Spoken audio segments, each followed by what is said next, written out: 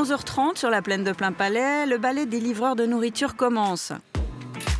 C'est le coup de feu façon pandémie pour ce restaurant de tartare. Respect, merci et bon service. Vincent Aurin, qu'est-ce que vous avez dans ce sac? Eh bien, j'ai les emballages qui nous permettent de livrer nos tartares directement à domicile chez nos clients. On a plusieurs conditionnements et donc plusieurs matières. L'assiette, si on peut dire, dans laquelle on va installer nos tartares, celui-ci, c'est de la fibre de canne à sucre. Ça, le couvercle qu'on va donc mettre sur cette barquette, ça s'apparente à du plastique, mais ça n'en est pas. C'est le même procédé, mais avec des éléments naturels. Ça s'appelle du PLA. C'est en fait de l'amidon des plantes qui va être soufflé, écrasé, moulé pour obtenir la forme que l'on souhaite. Notre petit sac ici pour pouvoir mettre nos toasts, qui est lui fait en bambou. Les couverts, qui sont eux aussi une variante du PLA, mais qui va, elle, subir un procédé de chauffage qui va pouvoir le rendre plus résistant que celui-ci qui ne tient pas la chaleur. Des emballages qui se multiplient, mais qui sont indispensables à l'activité de ce restaurant, réduite à la vente à l'emporter. Avec, à Genève, une particularité unique en Suisse. La nouvelle loi sur les emballages qui est entrée en vigueur début 2019 nous oblige à utiliser uniquement des emballages biodégradables. C'est une très bonne chose. On est très content de participer à cet effort qui est important. C'est la raison pour laquelle aujourd'hui on utilise 100% de ces produits-là pour l'emporter au niveau de la restauration. Le prix des emballages biodégradables pour ce repas d'environ 30 francs, 1,50 franc. On n'a pas de communication spécifique sur le fait qu'on utilise des contenants exclusivement biodégradables. Pour une raison très simple, c'est qu'on en a l'obligation, donc c'est tout à fait normal qu'on se conforme à la loi. Je pense que lorsqu'on reçoit son tartare à la maison, on a conscience qu'on est livré dans un matériau qui est biodégradable, parce qu'on va déjà le sentir au toucher.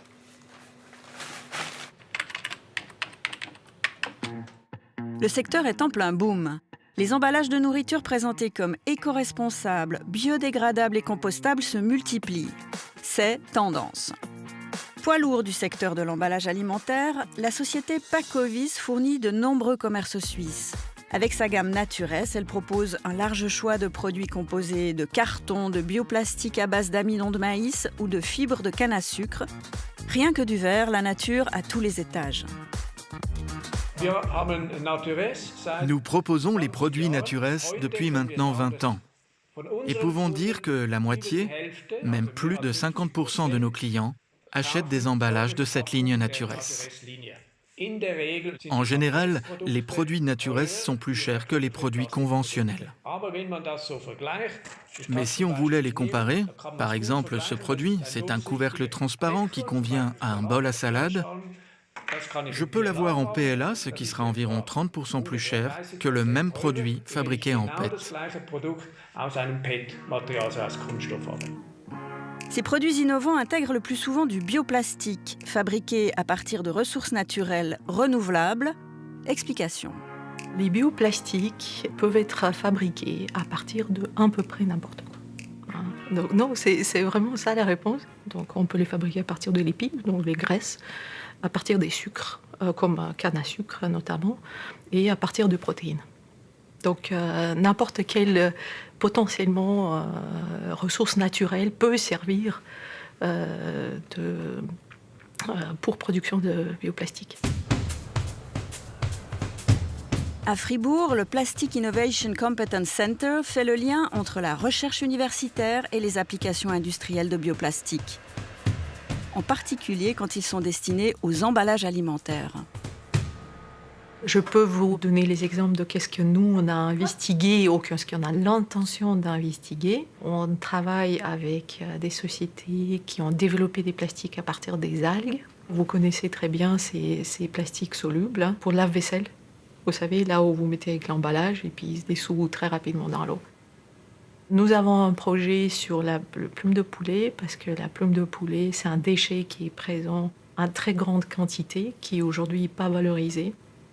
Mais le plus souvent, on trouve des bioplastiques fabriqués à partir d'amidon de maïs, ou disons des amidons de différentes sources. Le plus connu, c'est du PLA. Des emballages sans plastique conventionnel pour des salades à l'emporter et livrés à vélo, c'était le souhait de la fondatrice de l'enseigne Veuf à Vevey, par souci de cohérence avec un projet qui se veut éco-responsable. J'ai testé différentes matières, différentes tailles également. C'était important pour moi que ce soit des matières recyclées ou qui puissent être après recyclées et compostables.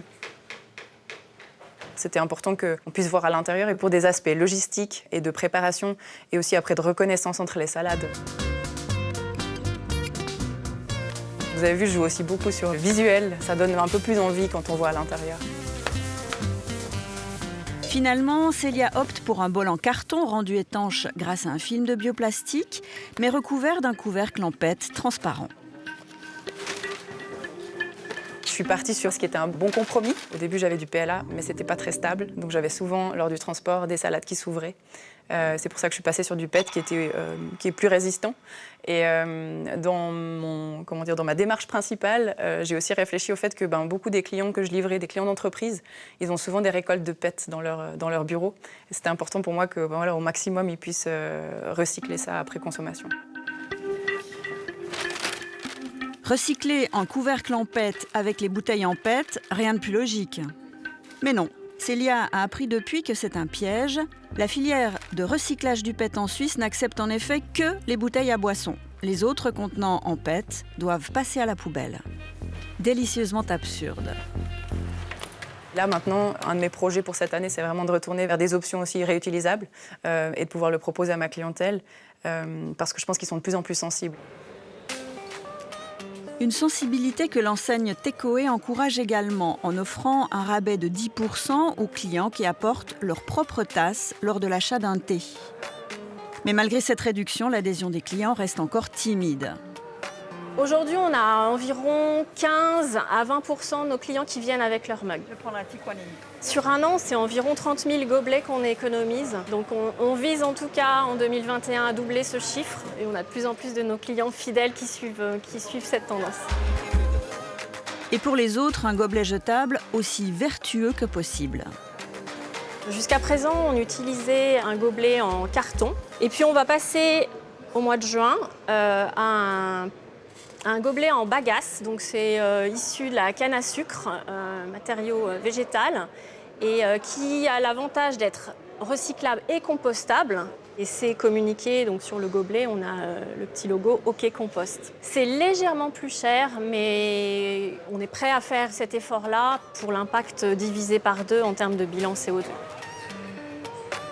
À la belle saison, Tekoé offre un choix de thés froids, colorés, servis en gobelets transparents pour bien les mettre en valeur. Dans les gobelets transparents, il n'y a pas de miracle aujourd'hui. On utilise des gobelets en PET.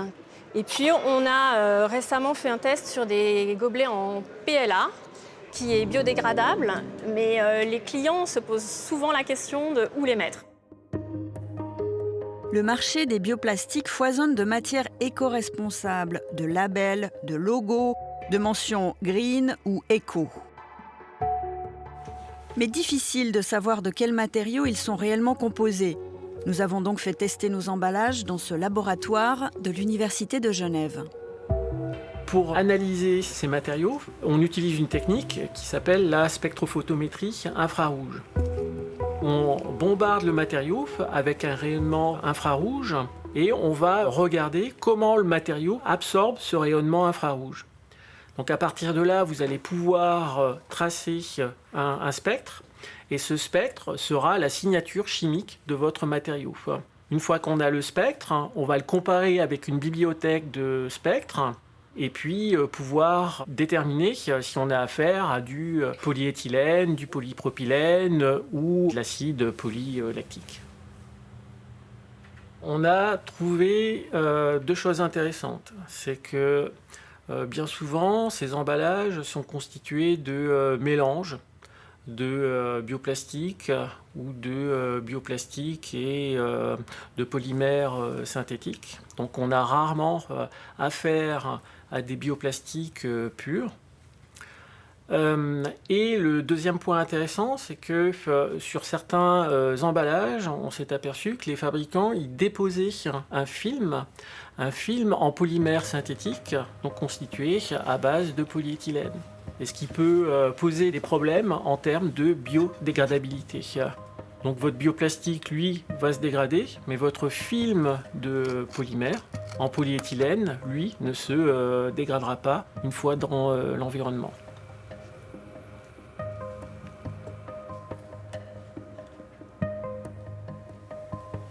On a un vrai problème d'identification.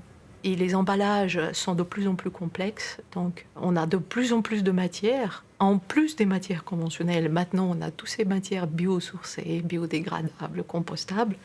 Donc on a le système qui se complexifie et ne se simplifie pas. Donc on doit trouver des nouveaux moyens d'identification. Ce qu'on a aujourd'hui n'est pas suffisant. Qui dit bioplastique ne dit pas forcément biodégradable. Certains plastiques biosourcés sont en effet aussi lents à se décomposer que les matières à base de pétrole. L'avantage d'un bioplastique, c'est qu'il est fabriqué à partir d'une matière première renouvelable, contrairement au pétrole. Ici, par exemple, on utilise des déchets de céréales, mais ils nécessitent toujours un procédé chimique complexe.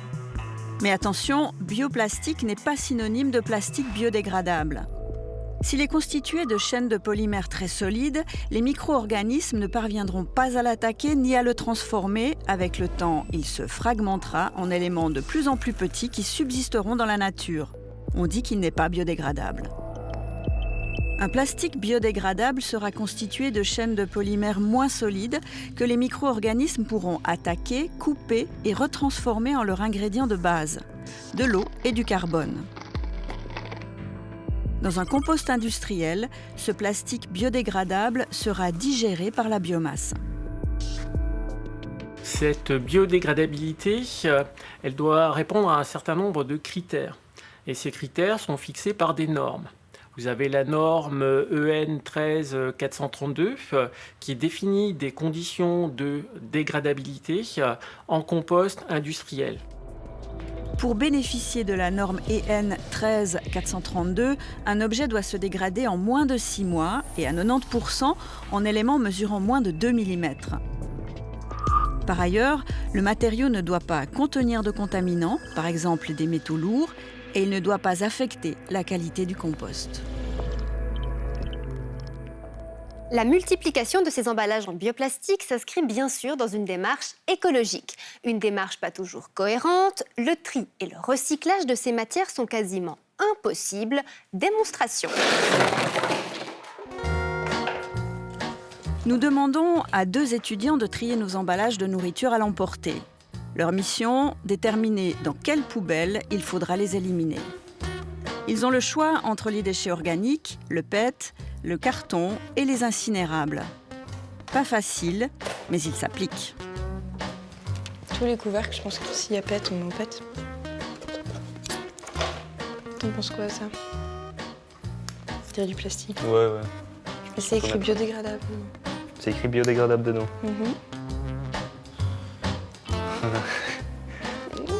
Enfin, on est obligé de Je sais pas. compost, là. Il y a encore du ketchup sur ces... Oh. Du coup, si c'est ça, je crois qu'on doit mettre à la poubelle de toute façon. Ouais. Mais là, c'est marqué recyclable. Ça aussi, ok. Papier. Voilà. Super. Si je vous dis que tous ces emballages-là qu'on vous a demandé de trier, en fait, ils vont tous à la poubelle à incinérer. Vous en pensez quoi? C'est pas très étonnant. Ouais, c'est vrai que... Enfin, moi, il y a beaucoup de fois où j'hésite un peu. Par exemple, ces verres ici, on sait jamais si vraiment comment c'est composé et tout, du coup... Il y a des très belles paroles qui sont prononcées dans la politique. On dit on va faire avancer l'écologie. Et au final, en fait, toutes les filières sont pas du tout prêtes à suivre derrière. Du coup, c'est assez révélateur d'un système qui fonctionne pas vraiment. Pour le recyclage, en tout cas. Le tri de Paul et Rachel était logique, mais nous le savons, le recyclage du PET n'accepte que les bouteilles. Quant aux plastiques biodégradables, ils sont refusés dans les déchets verts. Inacceptable pour cette spécialiste de la gestion des déchets. Le consommateur a toujours bon dos, il reçoit toujours beaucoup d'injonctions de faire ci, faire ça, consommer, pas consommer, consommer bien, consommer vert, consommer mieux, consommer moins. Je suis pas sûre que ce soit toujours le rôle du consommateur de faire des choix très éclairés. Moi, je pense que c'est à l'État de légiférer et de mettre en place des normes et des réglementations pour dire que dès lors qu'un produit n'est pas pertinent d'un point de vue environnemental, il ne doit pas être mis sur le marché. La compostière de Lavigny traite près de 40% des déchets organiques du canton de Vaud pour les transformer en biogaz et en compost. Au déversoir des camions, au milieu des 60 tonnes du jour, on aperçoit beaucoup de plastique et on reconnaît quelques emballages compostables.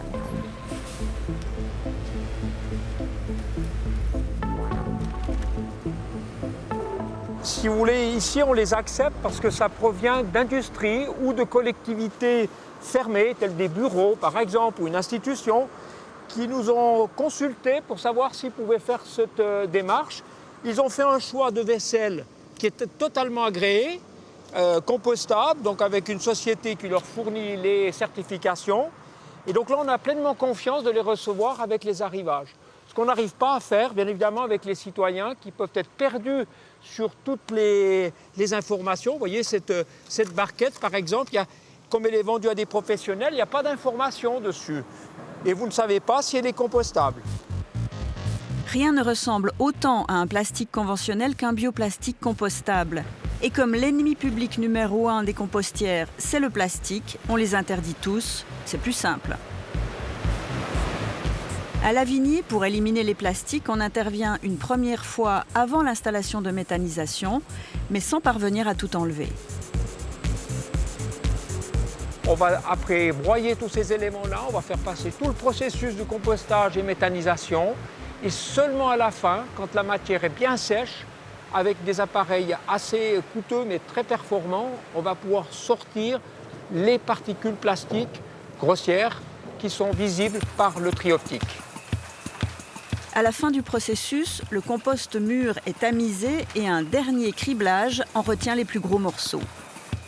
Un faisceau lumineux identifie les plastiques restants et un jet d'air les en expulse. Résultat, un compost d'excellente qualité, prêt à être répandu dans les champs.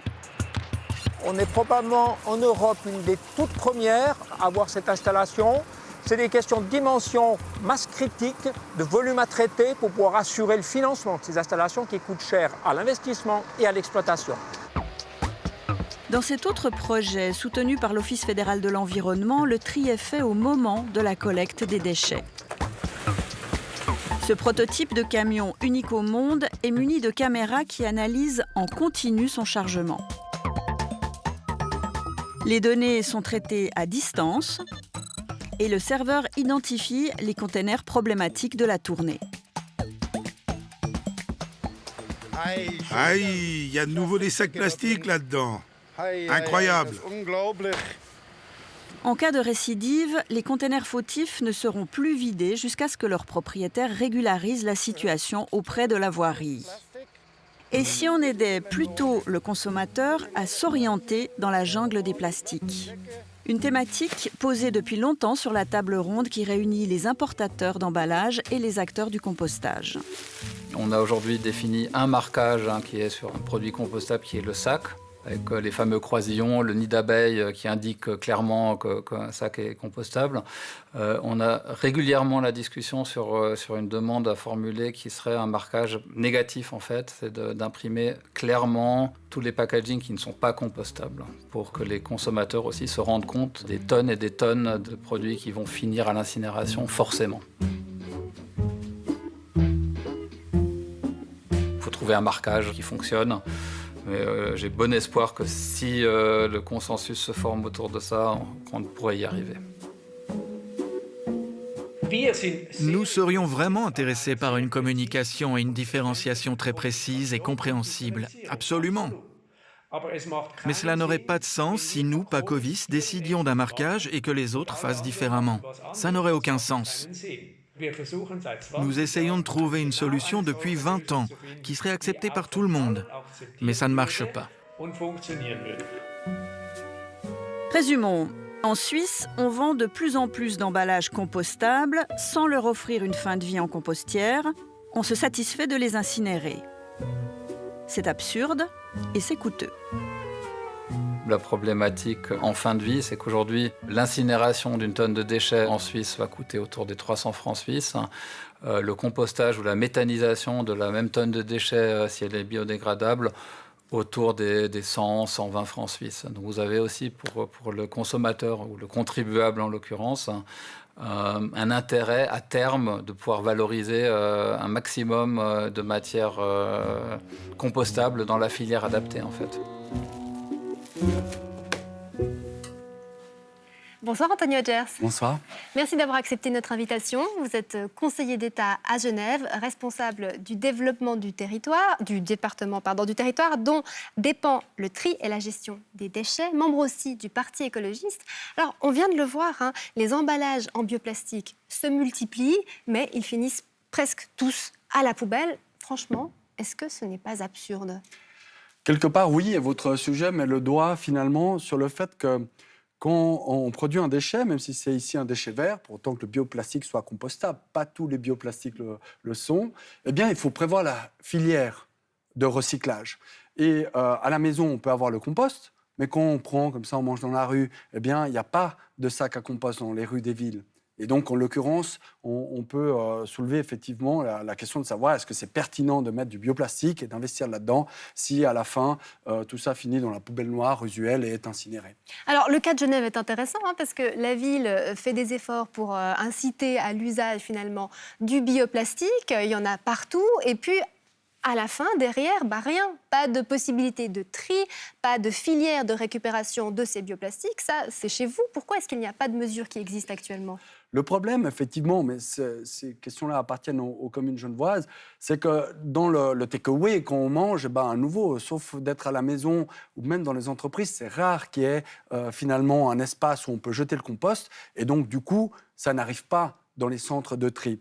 Je dirais que le contre-exemple, ce sont les festivals. Par exemple, comme la fête de la musique, là, la ville de Genève met en place des grandes poubelles vertes, si je puis dire, et les gens peuvent jeter effectivement leur plastique biodégradable, parce que dans ce cadre-là, le plastique est récupéré. Mais je crois qu'aujourd'hui, les temps sont mûrs pour aller plus loin. Finalement, même s'il est biodégradable, la vaisselle bioplastique est d'usage unique. Il faut beaucoup d'énergie grise pour la produire et à la fin, soit elle est incinérée, soit dans le meilleur des cas, elle est recyclée. Mais tout ça nécessite beaucoup d'énergie de transformation. Peut-être que l'étape écologique suivante, c'est de renoncer à l'usage unique de la vaisselle et d'être dans une vaisselle consignée, comme on l'a justement dans les festivals. Quand on va au Paléo, vous savez, on a un verre en plastique dur et puis il a une valeur, 2 francs en général, qu'on récupère à la fin. Eh bien, il faudrait qu'aujourd'hui, on arrive à la même situation, c'est-à-dire que les commerçants remettent une vaisselle réutilisable au consommateur et que celui-ci puisse ramener cette vaisselle et se faire rembourser la valeur. Et donc, cette vaisselle qui ensuite est simplement lavée et réutilisée. Alors, là, je crois que ça sera l'étape suivante. Vous dites qu'il faudrait qu'on y arrive, je crois que ce sera l'étape suivante. Concrètement, au niveau du canton, ça veut dire quoi ? Est-ce que c'est une mesure concrète que vous allez proposer ? Oui, ça fait partie des mesures, des mesures du futur plan de gestion des déchets que le Conseil d'État va adopter d'ici cet été. Je vous la livre finalement un petit peu en première puisqu'on en discute. Et c'est une mesure forte qui dit que finalement, le meilleur déchet est celui qu'on ne produit pas. Donc concrètement, ça veut dire plus de plastique à usage unique à Genève, dans les take-away, les salades à l'emporter, tout ça, fini. Ça sera notre objectif. Nous devons y aller par étapes et j'insiste là-dessus en partenariat avec les commerçants parce que c'est quand même eux qui ont le rapport commercial aux clients. Mais finalement, on le voit bien, il y a beaucoup de festivals qui s'y sont mis ces dernières années. Eh bien, il n'y a pas de raison qu'on n'arrive pas à créer un réseau d'usage à travers une vaisselle finalement consignée, qui est ensuite récupérée et qui permettent ainsi aux commerçants d'éviter ces petits frais qui sont quand même des frais d'achat de ce plastique ou de ce bioplastique et qui grignotent un peu les marges. Donc, pour moi, c'est une des mesures fortes de ce nouveau plan de gestion des déchets genevois qui donc, viendra d'ici quelques mois. Donc concrètement, demain, quand je mange ma petite salade, je paye une consigne de 2 francs et puis après, je vais la rendre au même magasin ou à un autre magasin ? Alors, en tout cas, au même magasin, ça, on doit pouvoir l'obtenir. Notre idée, c'est qu'on puisse aller plus loin, où vous avez, que sais-je, acheté une salade un jour et et aussi dans une vaisselle un peu standardisée peut-être. On a beaucoup de variétés aujourd'hui de takeaway. Peut-être on devrait arriver avec une gamme plutôt standardisée. Eh bien, si le lendemain, vous allez plutôt chercher des sushis, eh bien, que vous puissiez rendre cette vaisselle au magasin de sushis. La fin du plastique à usage unique pour l'alimentation au niveau genevois. Merci beaucoup, Anthony Hodger. C'est très bonne soirée à vous. Merci, au revoir. Et ces plastiques biosourcés existent encore. Alors pour le moment, ont-ils leur place dans nos composts? ABE a fait l'expérience avec l'aide de l'équipe d'éco-recyclage à Lavigny. Nous leur avons amené des emballages. Ils les ont plongés au cœur de leur digesteur. Regardez. Dans un premier regard, on va dire, sans trop approfondir, ils donnent tous l'impression d'avoir les caractéristiques de quelque chose de compostable. Celui-là, oh là là, PET, ah ben les coquins. Donc couvercle en PET, il ressemble aux autres, mais le fait qu'il soit en PET, il n'est absolument pas compostable.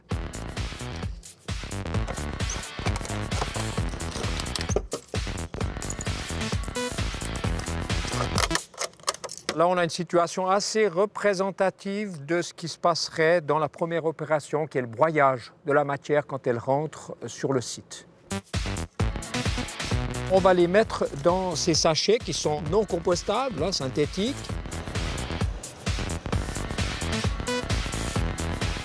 On va mélanger avec de la masse qui est dans le digesteur pour avoir une situation qui est assez proche de ce qui se passera dans le digesteur et que ça soit bien en contact avec la masse.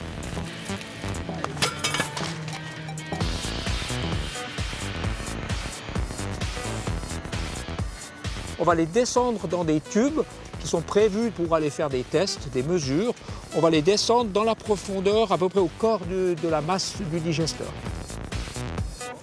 Et puis on va les laisser environ 12 à 15 jours pendus dans cette masse pour que la biologie puisse travailler dans une situation parfaitement, on va dire, conforme à ce que subirait un procédé qui rentrerait par la voie normale du digesteur.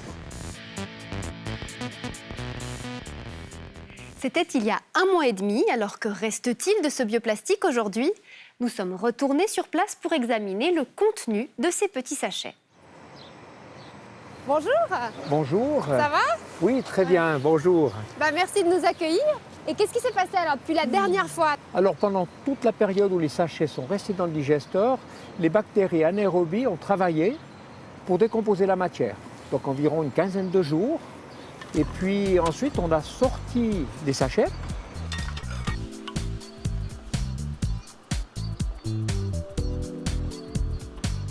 On les a mis dans ce nouveau milieu qui est un milieu qui respire, c'est le compostage. La température est montée, les bactéries ont travaillé.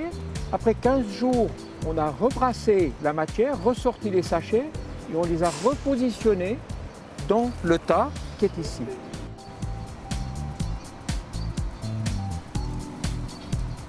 Et là maintenant, après de nouveau 15 jours, on est à la fin d'un cycle complet du traitement de la matière que l'on fait usuellement sur le site pour arriver à produire du compost. Donc à peu près 1 mois et demi, c'est la durée normale pour la production du compost? À peu près, oui. Super, alors maintenant on va aller regarder à l'intérieur, aller chercher ces échantillons.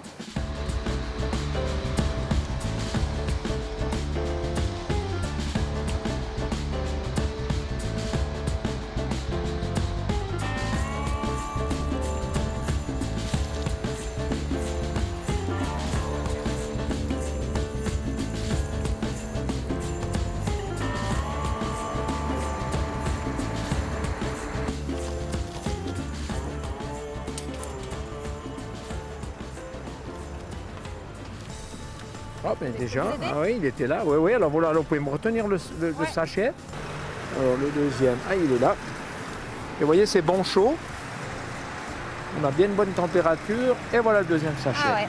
Alors on avait mis de la matière organique avec dans le sachet. Il y a, bien évidemment, c'est pas que de la vaisselle. Là maintenant, on va essayer de ressortir ce qui est visible. Alors on en retrouve? Ah, ben, vous voyez, là ça, c'est toujours ça, c'est très sympathique. Vous voyez ça?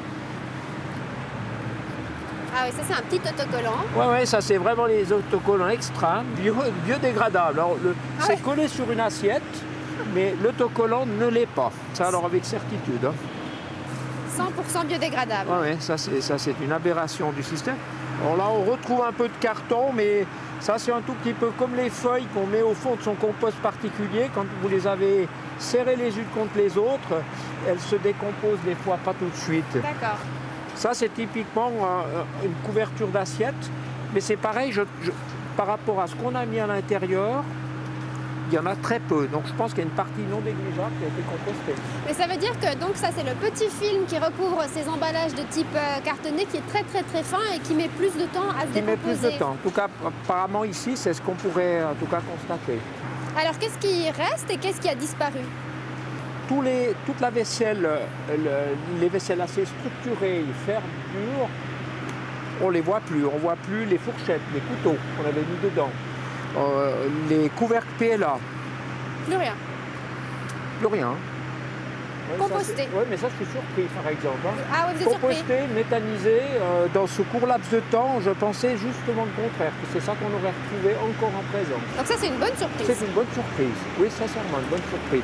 Merci beaucoup, Luc Germanier. Très bien, merci à vous. Et bonne suite. Merci. Ils font partie de notre quotidien. Dans les magasins, dans les bus ou dans l'ascenseur, les masques sont censés nous protéger contre la propagation du Covid. Mais à quel point sont-ils efficaces? Avec nos collègues dont on en parle du magazine Ma Santé et de Kassensturz, nous avons fait tester 16 modèles. Bonsoir Stéphane Fontanet. Bonsoir Linda. Alors, pour commencer, quel type de masque est-ce que vous avez fait tester? Alors, on a testé 8 masques FFP2 et 8 masques en tissu qu'on a achetés en pharmacie et dans les grandes surfaces. Et on a envoyé tous ces masques à un expert en aérosol, Ernest Weingartner, à la Haute École spécialisée en Argovie.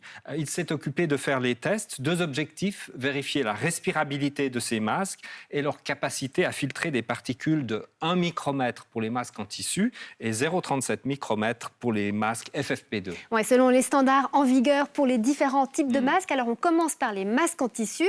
Quels sont les résultats de ces tests? Eh bien, le moins bon, c'est le Fashion Mask de Aldi. Hein. Il échoue sur les 2 tests. Il est bon dernier. Sa filtration n'est de que 47,30%, alors qu'il devrait atteindre 70% de filtration. Et puis, sa respirabilité est insuffisante. Alors, il faut comprendre qu'elle est mesurée à 330 pascal, c'est une unité de pression, alors qu'il ne devrait pas dépasser 294 pascal mauvais. Donc, en clair, il ne protège pas ou mal, et puis on n'arrive pas à respirer avec. Ensuite, on a plusieurs masques qui ne filtrent pas bien. Le masque pour enfants Calida ne retient que 20% des particules, alors qu'il devrait en retenir 70%. Insuffisant. Insuffisant aussi ce masque sans nom de Manor, avec 20,9% de filtration. Idem pour celui de Lidl, qui est à 24,5%. Et puis ensuite, on a un masque qui est beaucoup plus cher, parce qu'il faut voir que le masque de Lidl était à 2,50 €. Le suivant est à 19,90 €, c'est celui de Doodle, acheté chez Manor. Lui aussi, avec 32% de filtration, il n'arrive pas à la moitié de ce qui est exigé pour les particules de 1 micromètre. Même combat pour le Forstner-Rohner, acheté à la Coop, insuffisant toujours, et insuffisant encore le Hockey, acheté dans un kiosque, 51% de filtration au lieu de 70%. Alors, il en reste un sur la liste. Est-ce qu'il y en a un au moins qui tire son épingle du jeu? On va dire que le dernier, c'est le moins insuffisant. Hein, c'est le Community Mask de la Migros. Il est très efficace pour la filtration, 95%. Mais il échoue au test de respirabilité. Il est trop faible, avec 512 pascal au lieu de 294, il est beaucoup trop haut. Des résultats désolants. Que répondent les fabricants? Que répondent ceux qui vendent ces masques en tissu? Oui, alors du côté de Valora, on précise que son masque n'est pas un dispositif médical ni un équipement de protection individuelle, ce qu'on entend assez souvent. Lidl nous dit que son masque est utile contre la toux et les éternuements et met en avant le fait qu'il soit lavable et préserve donc l'environnement. Et puis du côté de Manor, Aldi et Forstner-Rohner, on nous écrit que leurs masques ont été testés dans des laboratoires indépendants et qu'ils répondent aux recommandations de la Task Force Suisse Covid qui gère ce label. Mais quand même, un constat. En octobre dernier, nous avions déjà fait tester 8 masques de type communautaire et les résultats étaient déjà mauvais. Exact, on avait 7 masques qui échouaient à la filtration et 1 qui était mauvais pour la respirabilité. Alors nous avons demandé à l'auteur de ces tests comment expliquer ces mauvais résultats. Sa réponse. Oui, c'est pas facile de filtrer des particules qui ont une grandeur de 1 micromètre. Ce sont des très petites particules. Et pour pouvoir faire ce devoir, il faut avoir des tissus qui sont spéciaux, qui sont faits pour ce devoir. Et la plupart des masques, ce sont des masques avec des tissus normaux qui ne sont pas faits pour ce devoir. Ce qui est étonnant là, c'est que 5 de ces masques portent le label SQTS recommandé par la Confédération. À ce propos, nous avons interpellé l'Office fédéral de la santé publique qui nous répond « L'OFSP suppose que les masques communautaires certifiés Testex ou SQTS répondent aux exigences de qualité émises par la Task Force et par l'Association suisse de normalisation. C'est la raison pour laquelle il recommande à la population de se procurer un masque portant l'un de ces labels. Il est donc regrettable que les standards ne soient pas respectés. L'OFSP va prendre connaissance des tests réalisés par l'émission et évaluer quelles sont les alternatives. En parallèle, Stéphane, ça bouge aussi en coulisses. Oui, tout à fait, parce que plusieurs instituts sont en effet accrédités pour faire ces tests. Le problème, c'est qu'ils ne trouvent pas les mêmes résultats en fin de compte. Donc, le laboratoire fédéral d'essai des matériaux, l'EMPA, a lancé une étude comparative en donnant les mêmes masques à tous ces instituts pour qu'ils fassent les tests. Les résultats reviennent à l'EMPA qui va analyser les résultats et puis chercher pourquoi il y a des différences et proposer une méthodologie commune pour tous ces laboratoires. En tout cas, la situation est très confuse pour le consommateur. Pour en parler, le plaisir d'accueillir la pharmacienne cantonale fribourgeoise. Bonsoir Sophie Maillard. Bonsoir. Alors, ces résultats de tests sur les masques en tissu, est-ce que ça vous interpelle ? Alors c'est vrai que les résultats que vous venez de présenter sont décevants. Toutefois, il faut savoir que les masques en tissu sont des masques communautaires. Donc ils sont fabriqués sur la base de recommandations qui sont émises justement par la Task Force sanitaire à l'attention des fabricants. Et c'est vraiment décevant justement que les recommandations finalement ne se retrouvent pas dans ce résultat par le travers des labels qui sont donnés, Testex et SQTS. Alors, à partir de là, vous, comme autorité, est-ce que vous continuez à recommander le port de ces masques communautaires dans la vie de tous les jours, comme le fait la Confédération ? On n'a jamais soutenu formellement le masque en tissu de type communautaire. C'est un masque justement communautaire qui va pour aller faire ses courses, mais qui ne peut pas, compte tenu de sa faible filtration et du risque quand même de contamination qu'il y a autour, être recommandé par des autorités sanitaires. On a toujours soutenu ce qui avait été dit aussi par différentes autorités, c'est-à-dire que le masque chirurgical est celui qui protégera le mieux monsieur, madame, tout le monde dans sa vie pratique de tous les jours. Oui, parce que justement, le masque, c'est un des éléments clés de la lutte anti-Covid. Un masque qui filtre à 20%, est-ce que ça sert vraiment à quelque chose ? C'est une barrière physique qui répond à juste cette notion de barrière qui va peut-être juste protéger quelque peu le porteur et les personnes environnantes, mais tout ça en gardant bien sûr les gestes barrières, la distance et tous ces paramètres. Ça ne va pas être quelque chose qu'on peut appeler de filtrant à 20% de capacité de filtration. Alors, on vous retrouve dans quelques minutes, Sophie Maillard. On va maintenant regarder ce qu'il en est des masques FFP2. Stéphane, là aussi, vous avez fait tester 8 modèles. Résultat ? Eh bien, tous s'en sortent très bien. Ils réussissent les deux tests, l'efficacité de filtration et la perméabilité à l'air. Les niveaux de filtration sont très élevés, obtenus, donc entre 97 et 100% de filtration pour des particules de 0,37 micromètres, donc bien plus petites. Il y a quelques différences sur le critère de respirabilité. Celui qui offre la meilleure respirabilité, c'est le MyFix Mask, acheté chez Benu. Il est mesuré à 60 pascal, alors que la limite fixée est à 240 pascal, donc bien plus bas. Ensuite, on trouve le modèle Medisana chez Sunstore et le Tect acheté à la Migros. Ces masques, ils coûtent combien à peu près ? Alors, le prix de ces masques a beaucoup baissé en une année. Ils ont d'ailleurs pu aussi varier depuis le moment où on les a achetés, entre le 17 et le 19 février. Ramenés à la pièce, ces masques coûtent entre 85 centimes et 3,70 francs pour le plus cher, qui est en l'occurrence celui Medisana. On retourne à nos résultats. Alors, les autres 5 masques sont tout aussi conformes, que ce soit celui de Coop, acheté à la Coop, acheté chez Jumbo ou chez Manor, ainsi que les 2 moins chers à 85 centimes, qui sont ceux trouvés chez Lidl et Aldi. En résumé, donc, des résultats excellents. Et apparemment, ce n'est pas une surprise. On retrouve Ernest Weingartner. Les masques FFP2, ils ont une longue histoire. Ils existent déjà depuis des années. Et puis, ils sont faits pour protéger les travailleurs des tout petites particules. Et puis, il y a des normes très sévères qui règlent que ces masques soient bons. Alors, ce n'est pas étonnant parce qu'ils sont faits pour filtrer les petites particules. Ce qui interroge dès lors, c'est que l'OFSP ne les recommande pas pour le quotidien. Sophie Maillard, vous non plus, vous ne recommandez pas le port du FFP2 dans la vie de tous les jours. Pour quelle raison ? C'est un masque qui nécessite d'être bien porté pour être efficace. C'est un masque qui est difficile à porter et qui doit être réservé à des professionnels qui sont habilités et entraînés à le porter. En plus, de par ses capacités de filtration, il doit être réservé aux situations à haut risque, comme justement la prise en charge des patients en soins intensifs, les soins dentaires ou les prises en charge chez les ORL, où là on a potentiellement une grosse charge virale qui pourrait être dans l'aérosol qui est autour de la personne et qui pourrait être justement dangereuse pour le professionnel de la santé qui est autour. On reste dans des situations très techniques à haut risque. Mais pour monsieur et madame tout le monde, un masque FFP2 pas très bien mis ou un masque chirurgical pas très bien mis, dans le sens, dans le fond, on ne voit pas très bien la différence. Alors un masque chirurgical est plus facile à mettre en place et à porter, aussi au niveau de la respirabilité, au niveau du confort. Un masque FFP2 doit bien être adapté à la forme du visage pour être efficace, ce qui rend aussi une certaine difficulté, une certaine manque d'aisance, on va dire, si on doit le porter sur une longue période ou bien même parler pendant une longue période avec un masque FFP2. Donc il faut garder les masques FFP2 pour les gestes qui nécessitent une protection particulière versus la vie courante qui nécessite davantage un masque plus simple à porter. Et puis le niveau du prix reste non négligeable.